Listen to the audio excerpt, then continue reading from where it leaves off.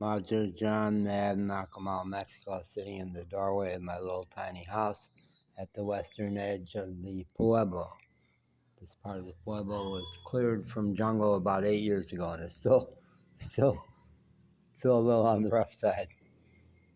That's why I can afford the rent over here in the Riviera Maya. I've been listening to videos this morning about my time in Asheville, North Carolina. I spent 16 years there from 2004 till 2020 when the COVID hit and I took off for the mountains. And stories about Sam.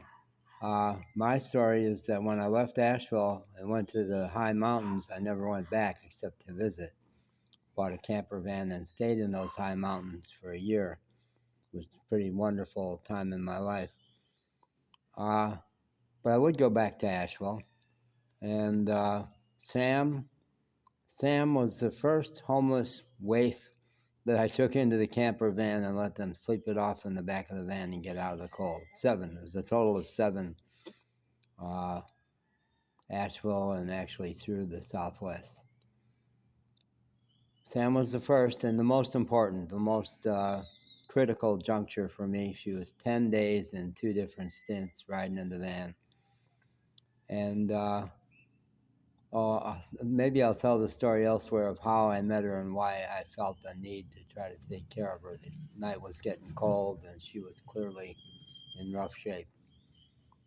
But when she dried out from cocaine, she was sharp as a whip, fun, funny, and such a tease. Oh my God, she certainly had sexual trauma, but somehow she had a part of her that was intact and loved teasing me. Oh Lord. And it was fun. It was all a game.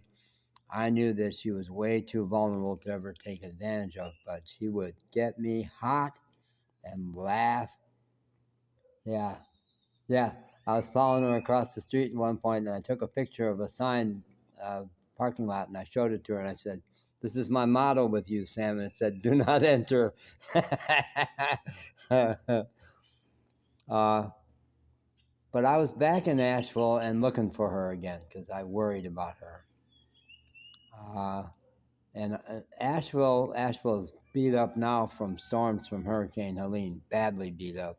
But Asheville was a very lovely, high demand town, very popular place to retire, and also a hippie enclave, artists, musicians, and I moved into my art writing, poetry, and other writing there. Called myself an artist for the first time.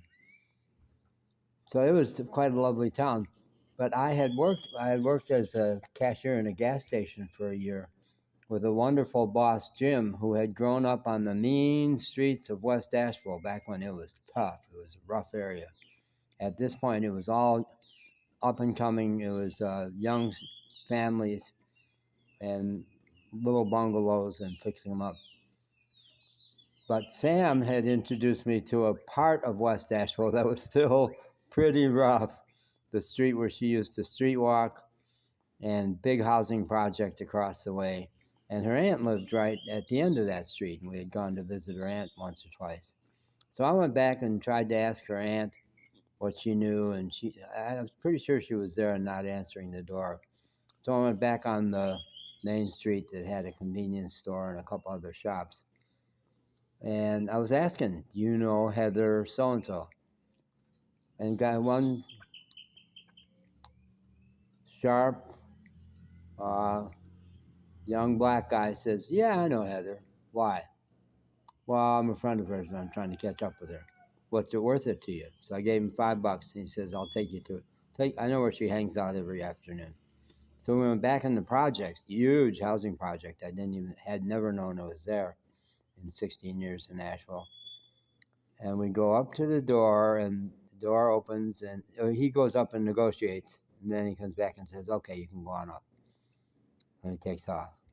And I go up and the door opens and I've never been to a crack house, but I gotta believe that's what it was because there were people flaked out in all various states of being drugged. And this big country woman, white woman, says, "Dale, what do you want?" Thought he had established all that with her. "I'm looking for Heather so-and-so."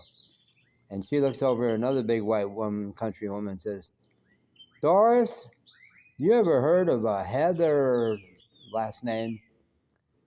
No, can't say as I've ever heard that name. I knew they were lying.